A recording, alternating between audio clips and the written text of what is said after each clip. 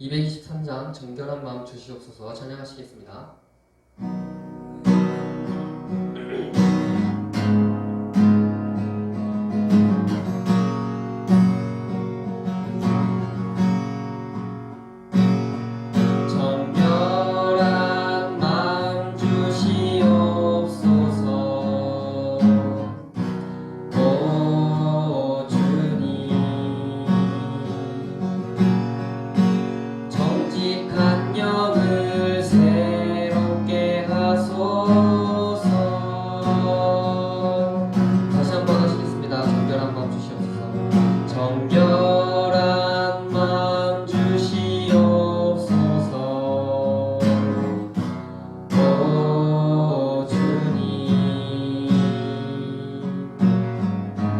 정직한 영을 새롭게 하소서.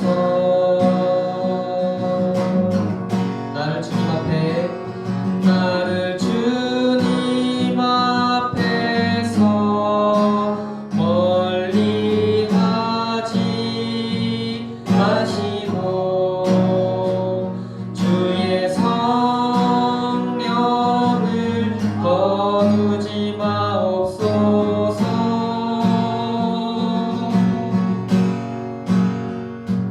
그 구원의 기쁨 다시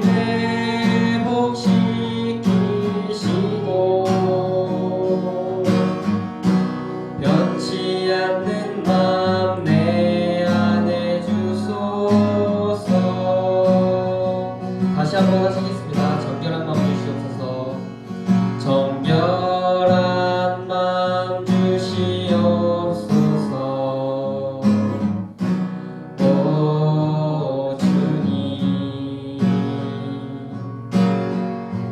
정직한 영을 새롭게 하소서. 정결한 마음 주시옵소서. 정결한 마음 주시옵소서. 오 주님, 정직한 영을 새롭게 하소서.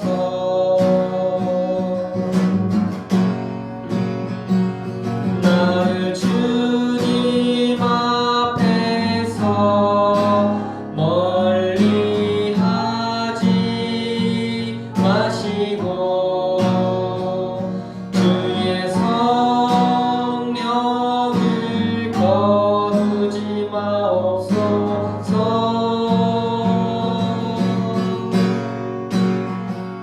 그 구원의 기쁨 다시 회복시키시고 변치 않는 맘 내 안에 주소서. 아멘. 122장 누군가 널 위해 기도하네 찬양하시겠습니다.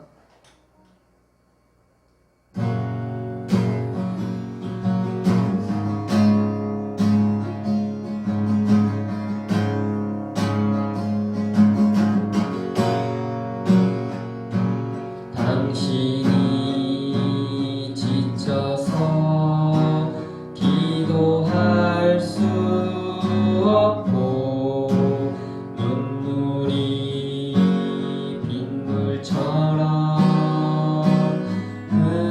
흘러내릴 때 주님은 아시네. 당신의 약함을 사랑으로 돌봐주시네.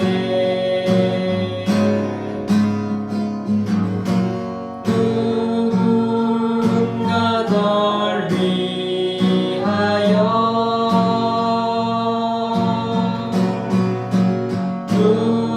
누군가 기도하네.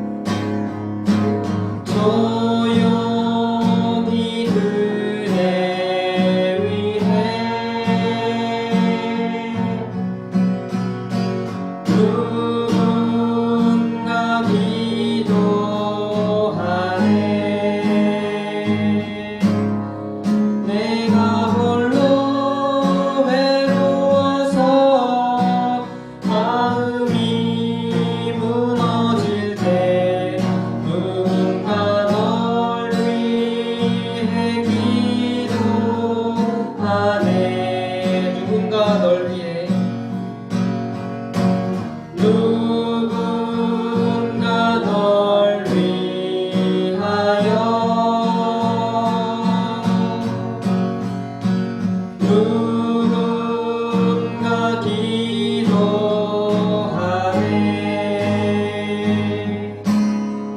내가 홀로 외로워서 마음이 무너질 때 누군가 널 위해 기도하네.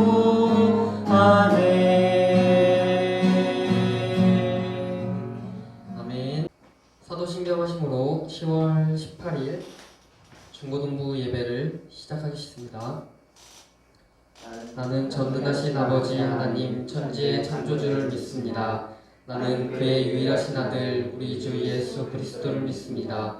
그는 성령으로 잉태되어 동정녀 마리아에게서 나시고 본디오 빌라도에게 고난을 받아 십자가에 못 박혀 죽으시고 장사된 지 사흘 만에 죽은 자 가운데서 다시 살아나셨으며 하늘에 오르시어 전능하신 아버지 하나님 우편에 앉아 계시다가 거기로부터 살아있는 자와 죽은 자를 심판하러 오십니다. 나는 성령을 믿으며 거룩한 공교회와 성도의 교제와 죄를 용서받는 것과 몸의 부활과 영생을 믿습니다. 아멘. 기도하시겠습니다. 사랑의 주님 아버지 감사드립니다. 오늘도 거룩한 주일, 거룩한 약속된 시간에 주님 전에 나와서 예배를 드릴 수 있게 인도하시니 너무나 감사드립니다.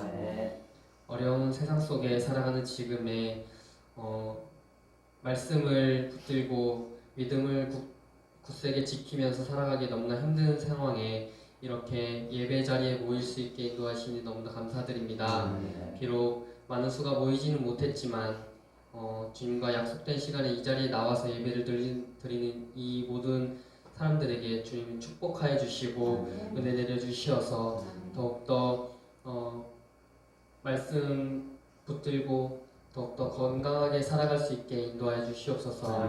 또한 이 시간 말씀을 전하시는 강도사님과 강도사님께도 또한 힘을 주시어서 말씀을 듣고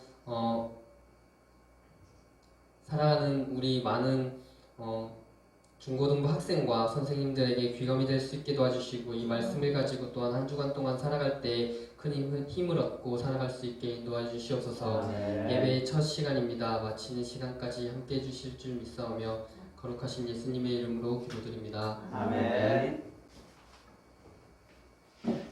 네, 오늘 말씀 우리 함께 봉독하도록 하겠습니다. 오늘 말씀은 누가복음 15장 11절에서 24절 말씀입니다.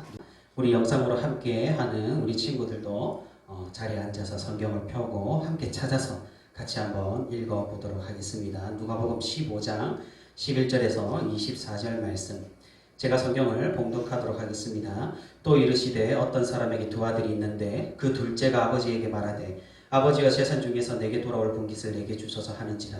아버지가 그 살림을 각각 나눠 주었더니 그 후 며칠이 안 되어 둘째 아들이 재물을 다 모아가지고 먼 나라에 가 거기서 허랑방탕하여 그 재산을 낭비하더니 다 없앤 후 그 나라에 크게 흉년이 들어 그가 비로소 궁핍한지라.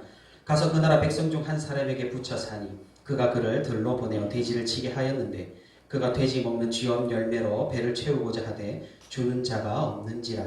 이에 스스로 돌이켜 이르되 내 아버지에게는 양식이 풍족한 품꾼이 얼마나 많은가. 나는 여기서 주려 죽는구나.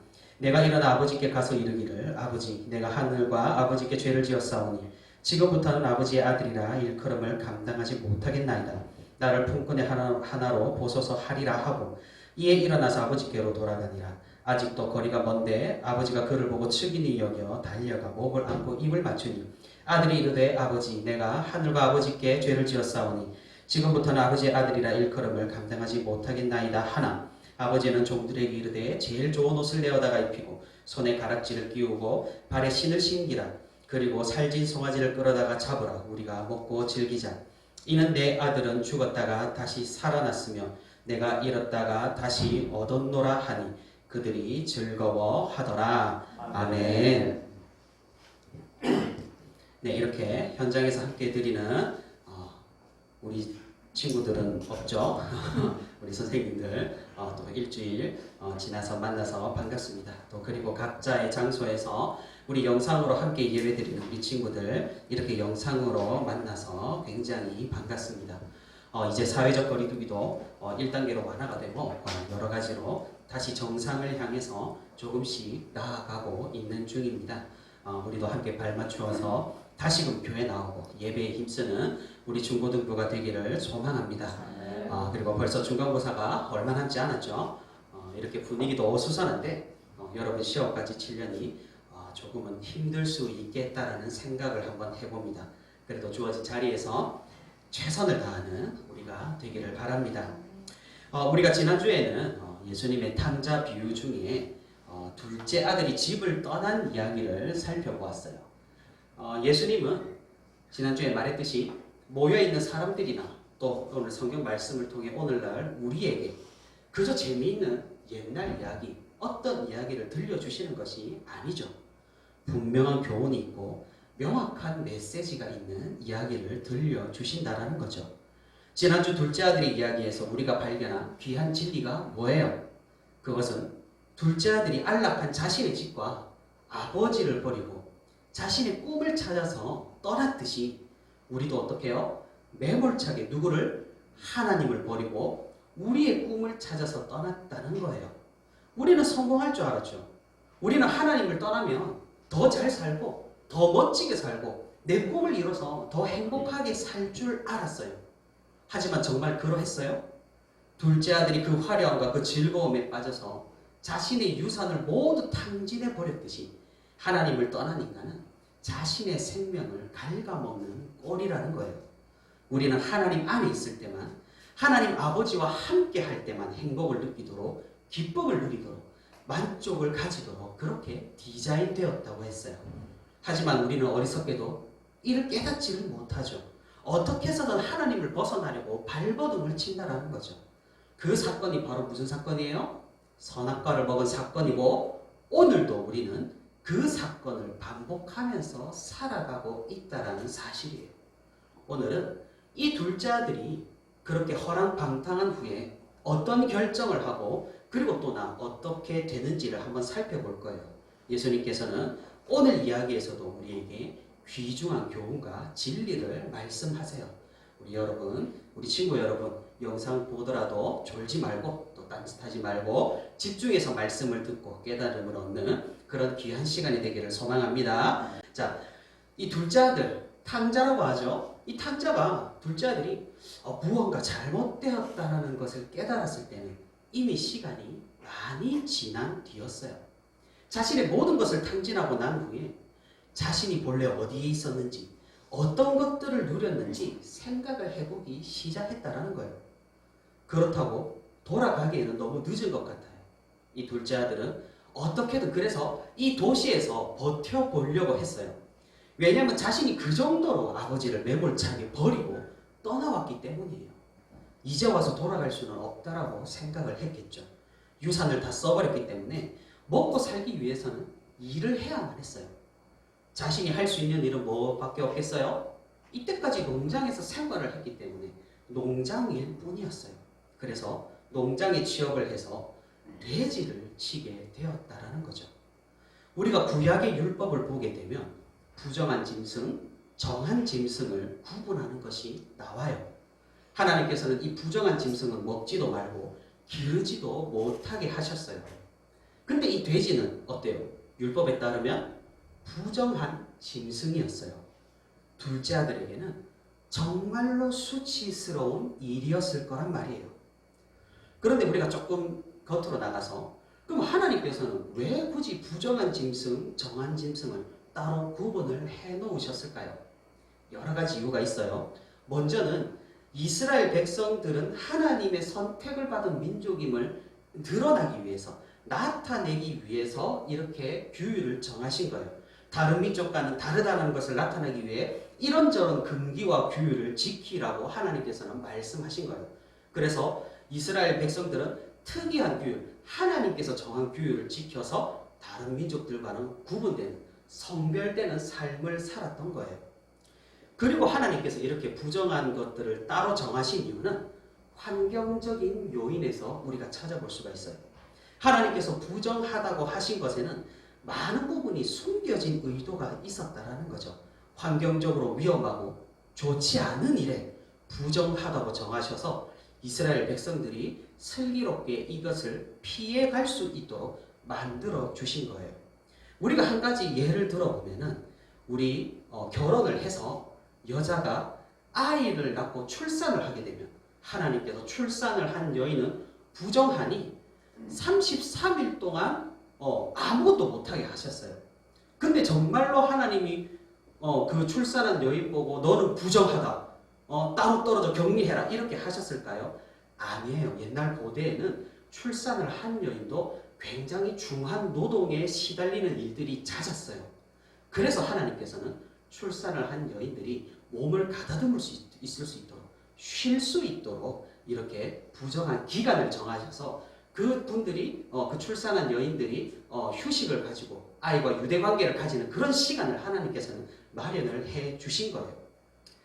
그런데 이 둘째 아들은 율법이 정한, 그 당시 율법이 정한 부정하다고 말하는 돼지를 치게 되었다라는 말이죠. 그리고 심지어는 어때요? 오늘 말씀을 보면은 배가 고파서 뭘 먹으려고 했어요? 돼지, 그 부정한 짐승이 먹는 열매를 먹으려고도 했는데 그마저도 주는 사람이 없었다라고 예수님은 말씀하세요. 이 얼마나 비참한 인생이에요. 예수님은 하나님을 떠난 사람의 결말이 바로 이렇다고 이야기하고 있는 거예요.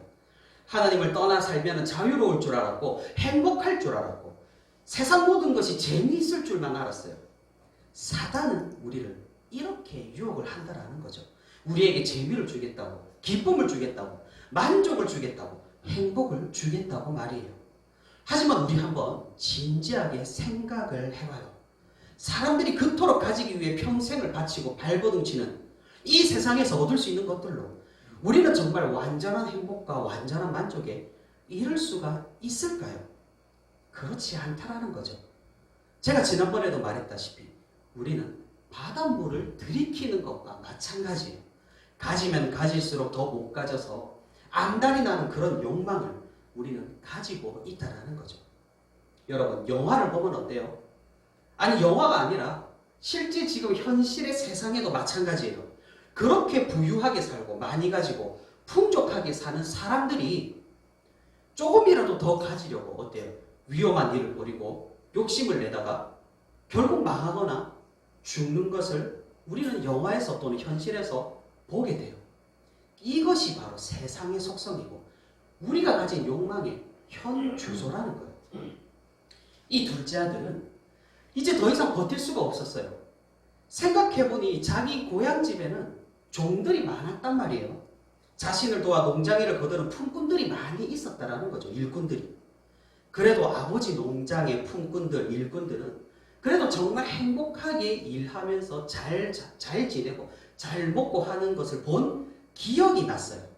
그래서 이렇게 살 바에야 아버지 집에 가서 노예로 사는 것이 더 낫겠다고 생각을 했다라는 거죠. 그래서 이 둘째 아들은 고향으로 돌아가기로 결심을 해요. 물론 두렵고 떨리고 긴장이 되겠죠. 죽지도 않는 아버지의 유산을 당당하게 받아들고 그 아버지를 매정하게 버리고 매몰차게 집을 떠나버렸으니 자기가 돌아간들 환영이나 받을 수가 있겠어요? 다시 쫓겨나지 않으면 다행이라는 그런 생각을 했을 거예요. 그렇게 둘째 아들은 온갖 생각을 하며 깊은 고민을 하며 그래도 집으로 향했던 거죠. 그 시간에 이 둘째 아들의 아버지는 하염없이 집 밖에서 길을 바라보고 있었던 거예요. 혹시나 행여나 자신의 아들이 돌아오지는 않을까. 그 잘 보이지도 않는 눈으로 길 끝을 날마다 응시하고 있었어요. 하루에도 몇 번씩 밖으로 나와 아들을 기다리고 있었다라는 거예요. 그러던 어느 날 멀리서 한 사람이 굉장히 조심스럽게 다가오는 것이 보였어요. 처음에는 흐릿해서 누구인지 잘 알아볼 수 없었지만 가까이 오자 아버지는 단번에 알아봤던 거예요. 둘째 아들이 거짓골을 하고 집으로 돌아오고 있었던 거죠. 아버지는 자리를 박차고 일어나 이 둘째 아들에게 달려갔어요. 둘째 아들은 흠칫했죠.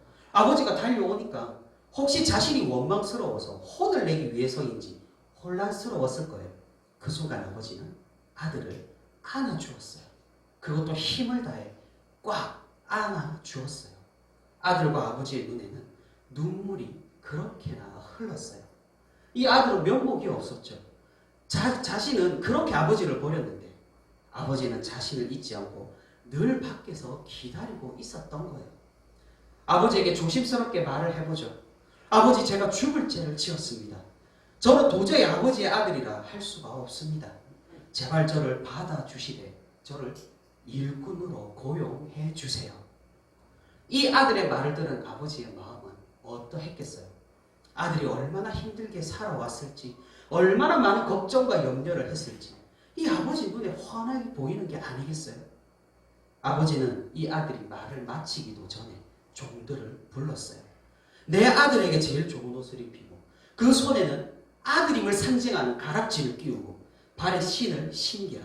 그리고 살찐 송아지를 잡아 잔치를 벌이자. 내 아들이 돌아왔다. 죽었던 내 아들이 다시 살아 돌아왔으니 말이다. 둘째 아들은 어안이 벙벙했죠. 쫓겨나지만 않으면 다행이라고 생각을 했는데 아버지의 사랑을 너무나 크게 느꼈기 때문이에요. 자신이 본래 어디에 있었는지, 어떤 사랑을 받았었는지, 어디에 속해 있었는지를 이 아들은 깨달았어요. 둘째 아들은 자신의 꿈 때문에 그토록 작고 한치 앞을 밖에 못 보는 그 자신의 꿈 때문에 이 풍족한 모든 것을 버리고 떠나버린 자신의 그 어리석은 실수를 깨달았어요. 예수님은 우리에게 말씀을 하세요.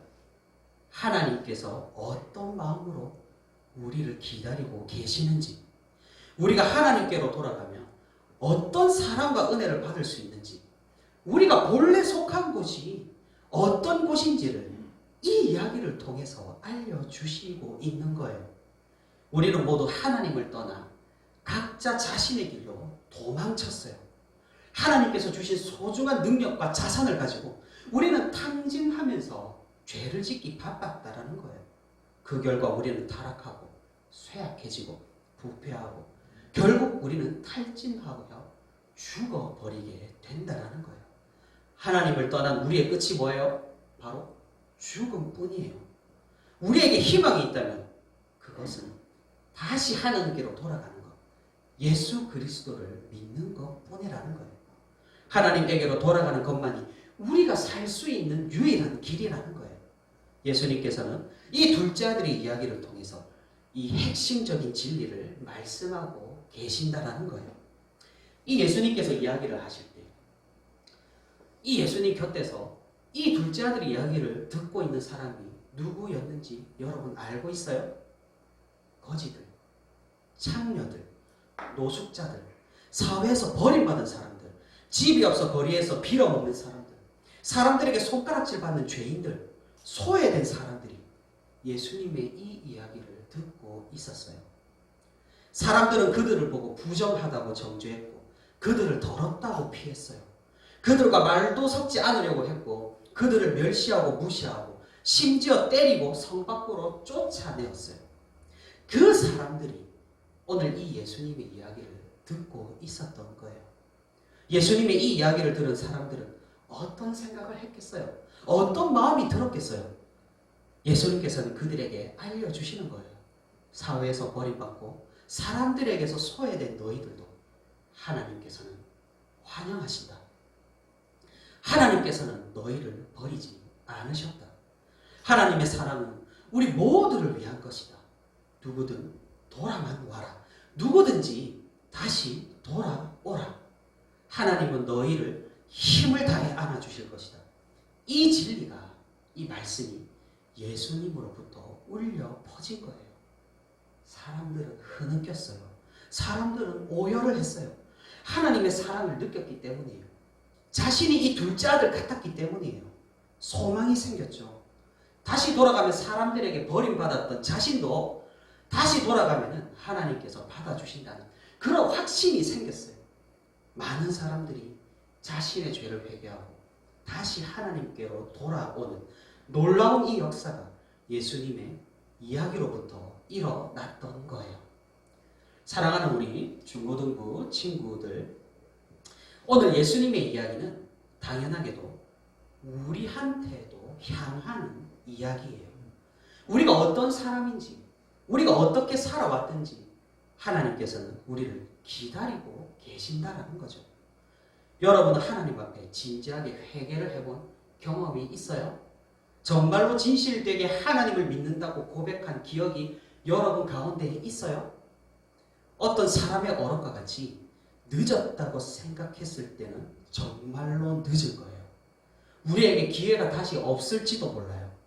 영원하지 않은 우리의 연약한 인생은 어떻게 될지 아무도 모르기 때문이에요.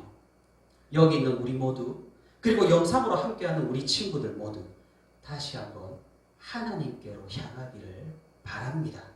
하나님께로 다시 한번 돌아가기를 바랍니다. 행여나 한 번도 진지하게 하나님을 생각해 보지 않은 친구들이 있다면 오늘 이 시간 하나님을 깊이 묵상하기를 바랍니다. 말씀을 맺도록 할게요. 그저 세상 따라 세상이 하나는 대로 세상의 것만 찾아 헤매다가 아무것도 가지지 못한 채 죽는 인생, 정말인지 아무런 의미가 없어요. 지금부터라도 의미 있는 인생을 여러분 살기를 바랍니다. 그 의미는 어디에서 찾을 수 있죠? 바로 하나님에게서 찾을 수가 있어요. 하나님 안에서 우리는 진정한 의미와 행복과 기쁨을 발견할 수가 있다라는 거죠. 우리가 하나님께로 돌아가기를 소망하고 하나님께 그 마음으로 간절히 간구한다면 하나님께서는 친히 우리를 자신에게로 이끌어 주실 것이고 우리를 믿음의 길로 인도해 주실 것이고 이 둘째 아들을 환영하고 맞이하는 그 아버지의 마음으로 우리를 꽉 안아 주실 겁니다. 그 하나님을 믿고 의지하며 주님과 함께하는 삶을 사는 우리 중고등부 모두가 되기를 소망합니다. 네, 우리 다 같이 기도하겠습니다. 자비로우시고 사랑이 많으신 아버지 하나님 참으로 감사를 드립니다. 아버지 하나님, 우리가 이렇게 주일에 모여 아버지 하나님께 예배하게 하시고 또 우리가 아버지 하나님을 생각하며 찬양하며 기도하게 하심에 감사를 드립니다. 아버지 하나님, 오늘 우리가 누가복음의 말씀을 통하여서 예수님의 탕자 비유를 통하여서 아버지 하나님의 사랑과 은혜를 우리가 다시 한번 깨닫습니다. 우리는 세상이 좋아서 우리의 꿈을 쫓아서 각자 자기의 길로 행했건만 아버지 하나님, 우리를 끝까지 기다리시고 우리를 여전히 사랑하심을 우리가 이 말씀으로 깨닫습니다. 아버지 하나님, 우리가 세상을 버리고 세상의 유혹을 떨쳐버리고 오직 아버지 하나님만을 구하며 아버지 하나님에게로만 달려가는 우리 모두가 될 수 있도록 주님 인도하여 주시옵소서. 시대가 어렵고 세상이 험악합니다. 그럼에도 불구하고 우리가 주님을 따르기를 원하오니 아버지 하나님, 우리를 견인하시고 우리를 인도하시고 우리를 믿음의 길에서 탈락시키지 마시고 주님 우리를 끝까지 붙드시고 인도하여 주시옵소서. 이제 우리가 예배를 마치고 다시 세상을 향해서 나아갑니다. 세상 가운데에서도 아버지 하나님을 잊지 않도록 하시고 우리 친구들 중간고사가 앞두고 있습니다. 아버지 하나님, 그 시험 가운데에서도 주님을 의지하며 아버지 하나님 최선을 다해서 삶을 살아갈 수 있도록 주님께서 역사하시고 인도하여 주시옵소서. 모든 것 감사드리고 예수 그리스도 이름으로 기도합니다. 아멘. 우리 이 시간 헌금 드리도록 하겠습니다.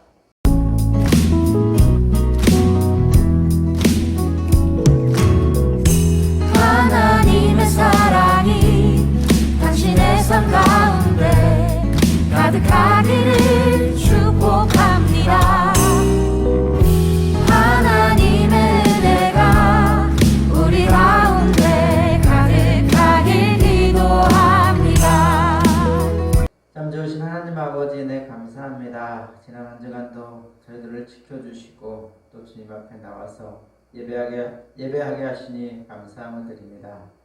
우리가 어디에 있든지 어느 곳에 있든지 주님을 바라보게 하여 주시옵시고 이 시간을 기억하며 주님 앞에 나와서 예배할 수 있는 마음을 허락하여 주시옵소서. 우리 중고등부 친구들 주님께서 기억하여 주시옵소서. 또 중간고사를 앞두고 있습니다. 시험도 중요하지만 모든 것을 행하시고 모든 것을 이루시는 우리 주님을 먼저 생각할 수 있는 우리 중고등부 친구들 될 수 있도록 주님께서 은혜를 더하여 주시옵시고 그 마음에 하나님과 함께 동행하는 마음을 허락하여 주시옵소서. 이 시간에도 귀한 말씀을 들었습니다.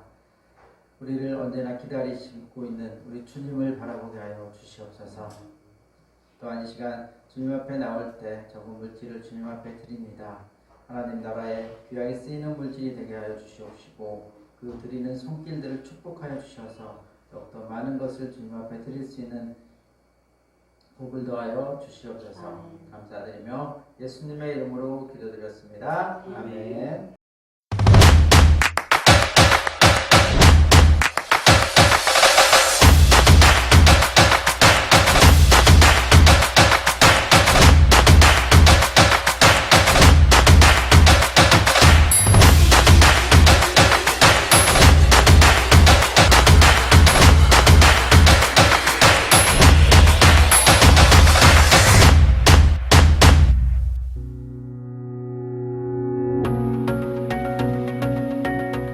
이번 SF 주일은 10월 25일 주일이며 상황과 형편에 따라 온라인 SF 주일로 지킵니다. 하나, 엠밍아웃.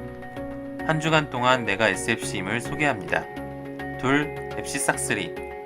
SFC 바로 알기의 세 가지 주제를 영상을 통해 배웁니다. 셋, SFC 주일 헌금. 태국에서 헌신하다 하나님의 부르심을 받은 간사님을 위한 특별 헌금 시간을 갖습니다. 관련 자료들은 학생신앙운동 유튜브와 SFC 홈페이지를 통해서 제공됩니다. 종교개혁의 의미와 개인의 신앙을 돌아보는 SFC 주일에 함께 참여합시다.